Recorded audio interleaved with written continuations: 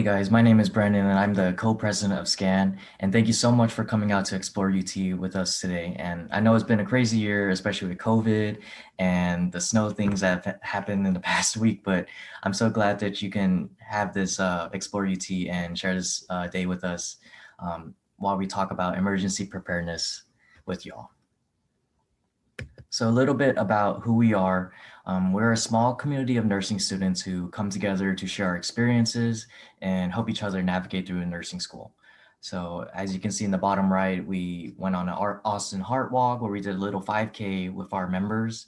And in the top left, we did a little flu shot clinic back in October. Both were really successful and really to just share our experiences with each other and create memories and bond with a minority in the nursing school.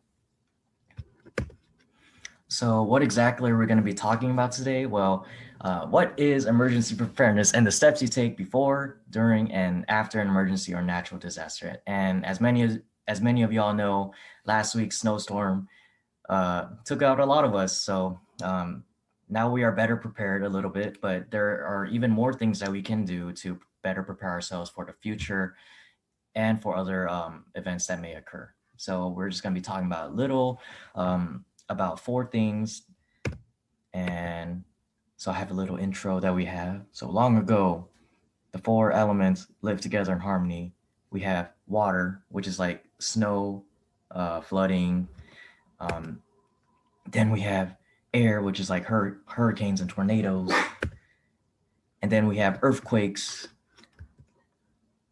And then you have bright orange flames, which is burning and hot.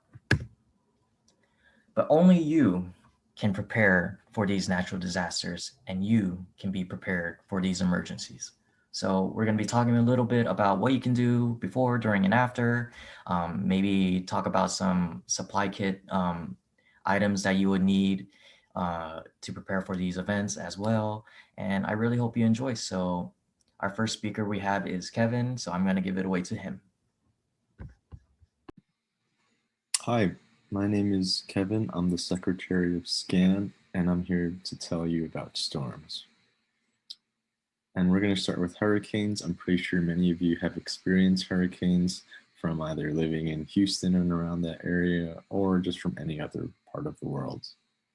So hurricanes can be up to 600 miles wide and have wind speeds that are really fast, up to 200 miles per hour. So these are huge storms that cover a large area, and they form when moist air from the warm ocean water meets the colder air that's on top of it. And hurricanes can cause flooding from storm surges. Okay, now how can we prepare and what can we do for hurricanes? Well, to prepare, we can stock up on emergency supplies and food. We can create a family evacuation plan. We can store our valuables away in case our house floods, and we should be able to evacuate if necessary. We should always stay indoors because of the high winds outside. And we should also have our emergency numbers ready so we can call anyone like friends, family, or any organizations if we need help. And also, we should keep our furry friends safe with us. And another thing is to keep away from windows and glass because the high winds can shatter those and those can be very dangerous. It's also very important to keep low to the ground if you are in these situations of high winds. Okay, so next we're going to be talking about floods, and these can be caused by heavy rainfall, hurricanes, and storm surges. They can bring water really high, up to 20 feet tall, and I'm going to go over some types of flooding with you. So a flood watch is when a flood is possible, so you should stay tuned to the TV for more information about that. A flash flood warning is where a flash flood should be possible, and I'm sure many of you have received those warnings on your iPhones or any other phones. A flood warning is when a flood is expected to be occurring or is currently occurring, and a flash flood warning is the same thing but for a flash flood. and you should seek higher ground immediately when that happens. So, what can we do to prepare for floods? Again, we should have the family preparedness plan and have all those phone numbers ready in case we need to call any organizations or any of our family members or friends. We should have multiple evacuation plans and methods to get out of our house if our house floods or if there's any other hazardous situation. We should have a disaster emergency kit in case of anything bad that happens, and we should be familiar with the warning signs of flooding, such as consistent rainfall, overflowing streams, and if possible, we can also prepare our homes by keeping our valuables safe. Some people might put sandbags around the house, reinforce the house, and also we should always listen to the radio or news for any updates and be prepared to evacuate when possible. Now, a common saying is turn around, don't drown, which is in regards to driving. So we should never drive through flooded roads because they can sweep our cars away, cause more damage, and just be dangerous overall. And additionally, we should never try to walk in the flood. Even if it looks still and not deep, it can be very dangerous. So we should always try to avoid that. Now, the last topic I'm going to be sharing with you guys is about snowstorms and winter storms, like the one we recently had. So these can cause extreme cold, and it can cause our houses to lose electricity. It can cause our houses to lose heat, and our roads can be blocked with snow and ice. So how can we prepare, and what should we do when this happens? Once again, I stress the importance of the family preparedness plan and having those phone numbers we can call if we ever are in a dire situation. One thing that's really important is to have extra clean clothes ready in case you need to change out of them. We should also have non-perishable food items, ones that we can eat without electricity, without heat, and that do not expire. We should also try to stay dry and warm. And if we do have wet clothes, we should be sure to change out of them into dry clothes because wet clothes can reduce our body temperature drastically. We should also try not to eat snow. And I'm sure it can be possible to boil snow, which can make the water safe to drink, but I would have to advise caution for that. And additionally, we should not drive until it is safe to do so. I'm sure many of you have saw, and personally, when I've driven on icy roads, I have slipped out, and it's a very scary situation. And lastly, we should be careful of our surroundings when walking. It can be very dangerous to walk on ice. You can fall and hit your head and have other injuries. And yeah, that's it for me. Thank you for your time. And now I'm going to throw it over to Benita. Hello, my name is Benita, and together we're going to learn a little bit about tornadoes and some things you can do to keep you and your family safe. So just to start off with a couple fun facts. Did you know that tornadoes are actually the most likely to happen between 3 and 9? And of course, they can happen at any other time, but this is the most common. And another cool thing to note is that tornadoes can sometimes sound like a rumbling train. And I've never been in a tornado, but this is what some people say, so it's interesting. And tornadoes don't happen that much in Texas, but it's always a possibility. So it's good to know things that you should and shouldn't do. So here are a few safety tips that you can remember to keep you and your family safe. One of the most important things to remember is that you shouldn't be in areas that have windows. And this is because tornadoes are very big and they're very powerful. So the window might break and you don't want that to happen. The best places that you can be in when a tornado is happening is in a basement. Not everyone has a basement. I know I don't. So if you don't have a basement, you can also hide in the bathtub of your bathroom. And this will keep you safe because it's a smaller area And if you don't have a window in your bathroom, it's likely to keep you more safe until the tornado passes. Another thing to remember is that you should be getting into a tornado safe position. And this might seem a little familiar to you. You might have practiced it in your school during safety drills. The most important parts of this position to remember is that you should be protecting your neck and protecting your head. By crouching over, this will keep your body a little bit more safe and protect your stomach in case something happened to fall over. You should also stay away from tall furniture like bookshelves or a fridge. Hopefully, this won't be an issue if you're able to hide in the bathroom. But in case you're not able to, you shouldn't stay next to tall furniture because, again, these can fall over and these can hurt you.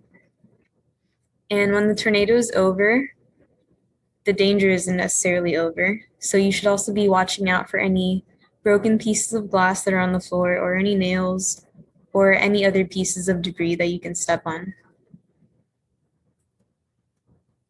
Sometimes a tornado can knock the power out. You can have the power out, the water can be out, and it can be kind of hard to figure out what to do next. This is why it's important to have an emergency kit.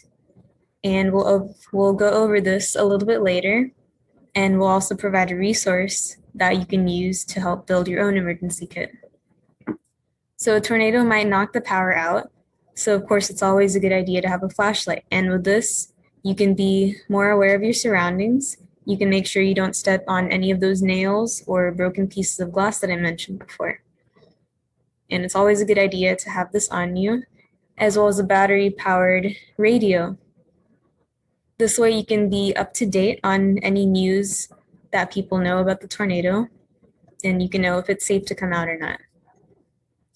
In addition to having this radio, you should also have an emergency first aid kit. This is really important because in case you get hurt or in case a family member gets hurt, you'll have the supplies you need to take care of it. So some important things in here include Band-Aids or first aid cream, and it's always good to have handy. So hopefully you remember these things in case you're ever in a tornado, but I hope that never happens to you, and I hope that never happens to me. So thank you for learning a little bit of this with me. And now on to Christine to talk about earthquakes. Thanks, Benita. Hi, my name is Christine Olibas, and I'm the social chair of the student community of Asian nurses, and I'm here to talk to you about earthquakes and emergency preparedness for them. Earthquakes are caused when there is stress on a fault line, which causes friction of tectonic plates, which are felt as earthquakes. If you live near bodies of water, earthquakes can precede tsunamis, which can cause a secondary disaster. On this slide, we have the Richter scale, which shows the magnitude of earthquakes, the lowest being a 2 or less. These earthquakes aren't normally felt and may happen quite frequently without us ever really changing our daily lives. Some of the greater earthquakes are upwards of 8, 9, 10. One fun fact is that in 2011, Japan experienced one of the strongest earthquakes, ranking at a 9.0 on the Richter scale. This is described as causing near or total damage to surrounding buildings. Some safety tips if you ever find yourself in the middle of an earthquake is to immediately drop onto your hands and knees. This will keep the earthquake from knocking you from your feet and potentially causing you bodily harm. Another good safety tip is to hide underneath sturdy furniture such as tables and desks, something that will protect you from falling debris. Following that, you will always want to protect your head and also your neck in case debris does end up falling on top of you. You wouldn't want those areas of your body to sustain the most damage as they are vital to our functioning. So some of the things that you can add to your earthquake survival kit are some commonly household items. The first one that I have here are batteries. And batteries can be used in a variety of different ways.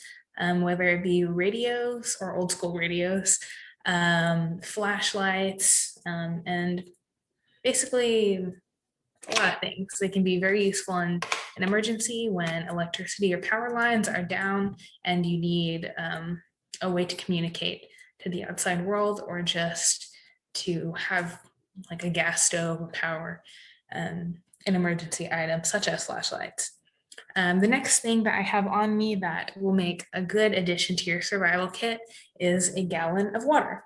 So this gallon of water is of clean, drinkable water, and then most emergency websites recommend that you use 1 gallon of water per person per day. That might not always be feasible, but to have clean drinking water is so important, especially when you need to clean yourself, to stay hydrated, and just wash off things that need to be clean, such as food. Which brings me to my next item, which is non-perishable foods. Here I have sausages, some olives, and sardines. And these are foods that will last me if I didn't have refrigeration, or if I wasn't able to cook, I could eat it straight out of the can.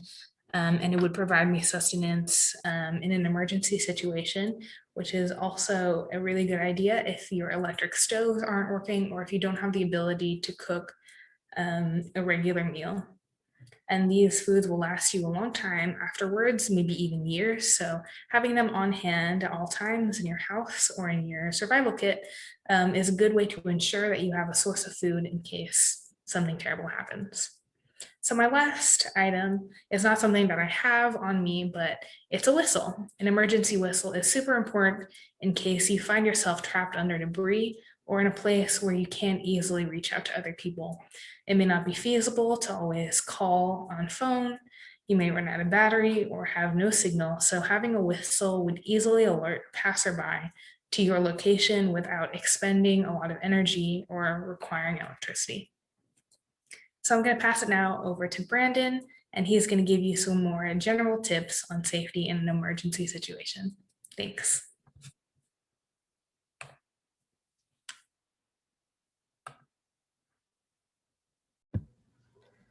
Hey guys, I'm back again, and we're going to be talking about these general safety kit that you guys could use for almost every emergency or natural disaster out there. So the first thing we're going to talk about, water bottles. Water bottles, very important. Water, hydration, water, thirsty, water, survival. You need water, water. Safety is #1 priority, water. Number 2, Band-Aids, first aid kit. What if you get a cut or bruise? You gotta fix that somehow. So you gotta put a little Band-Aid on yourself, and any minor cuts or bruises. Because if it was too big or something like a broken bone, you probably got to find someone to fix it. But if you can handle it yourself, let's do that, okay? Canned goods. Of course, power's out. The water doesn't work. We only have water bottles. How are we going to eat? Well, we got to get some canned food, non-perishables. But what about canned food? How are you going to eat your canned food if you can't open your canned food? You know what's important? And a lot of people forget? Can opener. That's right. Even me, I forgot a can opener, but it's okay because my friend had one. But make sure you get yourselves a can opener too, because otherwise you'll be starving out there. We don't want that. All right. Another thing, clothes. Clothes is very important. You don't want to be sitting in your own underwear for 3 days, right? Yeah, neither do I. So get some extra clothes. Make sure to pack some socks, long sleeves if it's cold out there.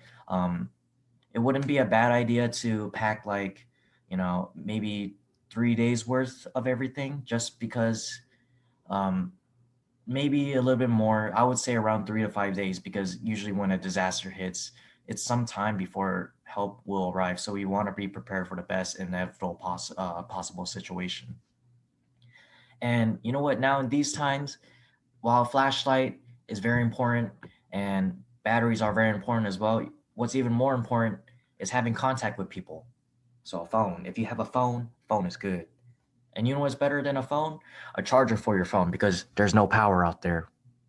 We survive. Okay, so we gotta get a power bank to charge our phone somehow, right? And of course, mask, because Mask. If there's pollution in the air, say like you were in the house fire and you need a wet cloth over your mouth, or maybe there was an earthquake and a lot of dust was coming up from the ground, mask will definitely prevent you from breathing in all those bad things and going into your lungs. So we want to make sure that you're protected from that as well. So again, all of these things are probably encompassing for all the disasters that we have talked about. These are very important items that you want to have in your, maybe you can do it with your family or you can prepare it by yourself, and making sure that if you have food and water that they're not expired, make sure that they have a long shelf life. And that's why we use these canned soup and everything, because they last a long time, right? So nothing to be scared about here, because we know that with this presentation and everything that we've talked about, you guys are going to be prepared for any emergency out there as best as you guys can, right? So, and that's all we can ask for. So thank you guys so much for having me and coming to explore UT with Scan. And I hope you guys have a wonderful rest of your day.